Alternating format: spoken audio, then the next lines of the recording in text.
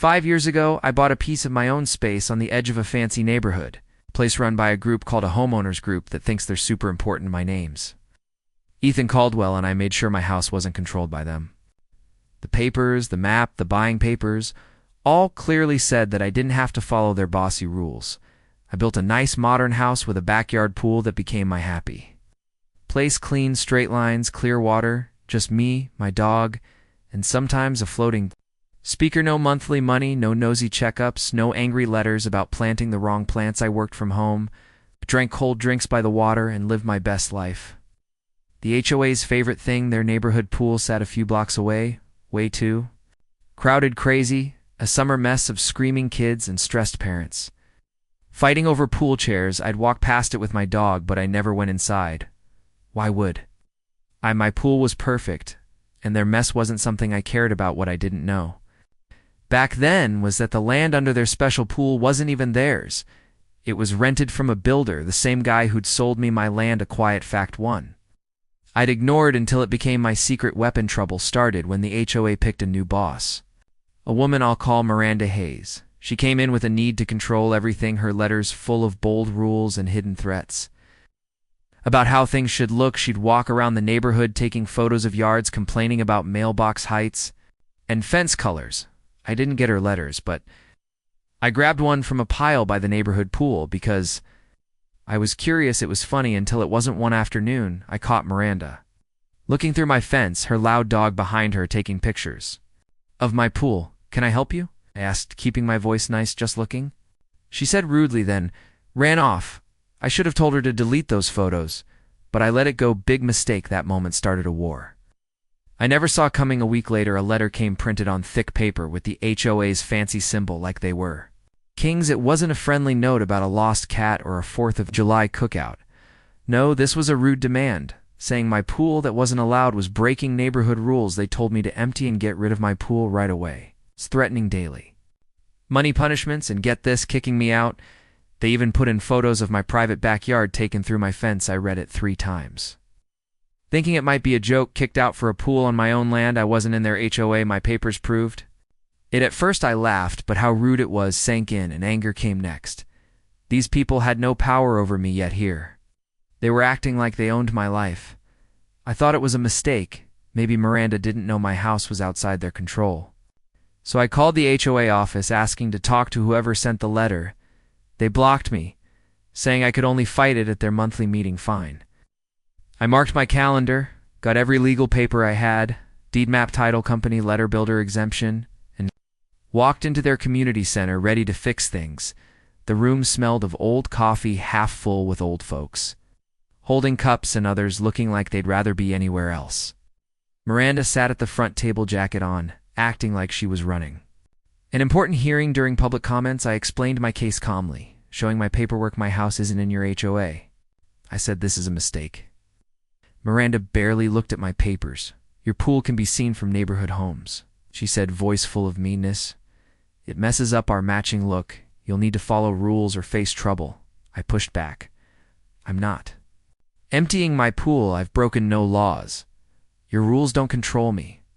Her eyes got narrow. Don't make us use you as an example. I left warning that any money punishments or letters would mean court action. They didn't care. It wasn't about rules. It was about control. I thought showing them the facts would end it. Instead, it was like poking an angry nest. Rule-breaking notices filled my mailbox, each meaner than the last. One yelled, "Final notice." In red ink, another said I owed $500 a day for not following rules. Then came mystery calls, really worried voices telling me to get rid of my pool or stop ruining the neighborhood before hanging up. Scary, totally, but Miranda went too far when she called my house loan company, telling lies about rule violations and possible liens. My lender called confused, but a quick email with my papers cleared it up. The woman I talked to was mad on my behalf, promising the HOA couldn't touch my house. Still, I realized being right wasn't enough. Miranda wouldn't stop. She was obsessed, and who knew how far she'd go. I didn't just want to win. I wanted her to be sorry for ever bothering me. That's when I remembered the neighborhood pool years ago.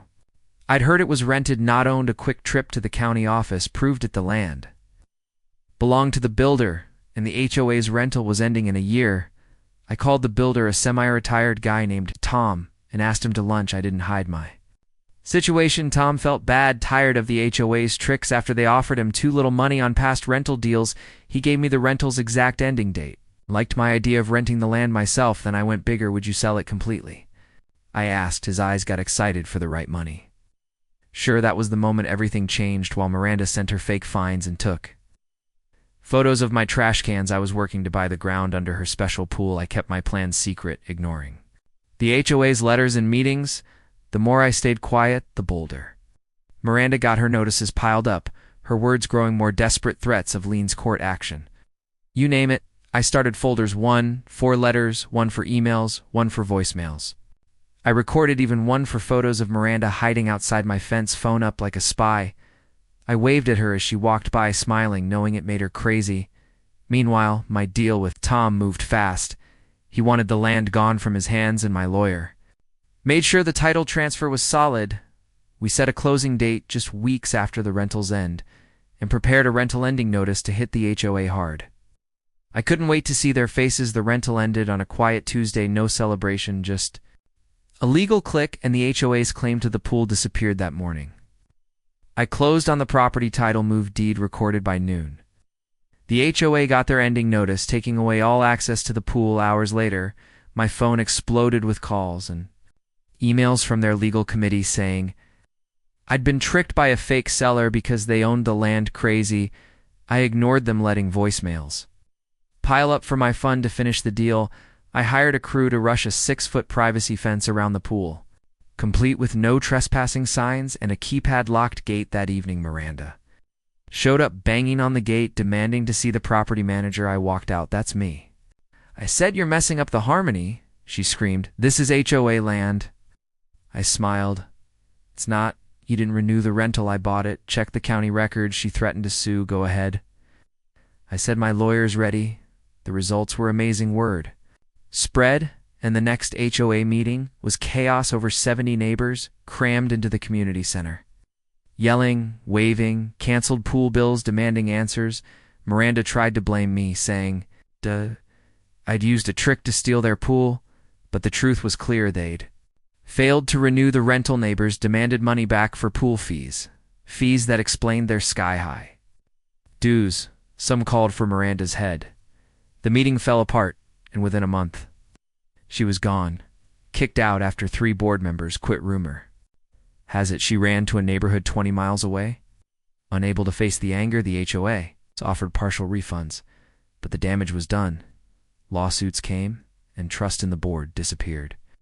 I didn't empty my new pool. I made it better. New tiles, chairs, umbrellas, a retractable awning, and awesome lighting.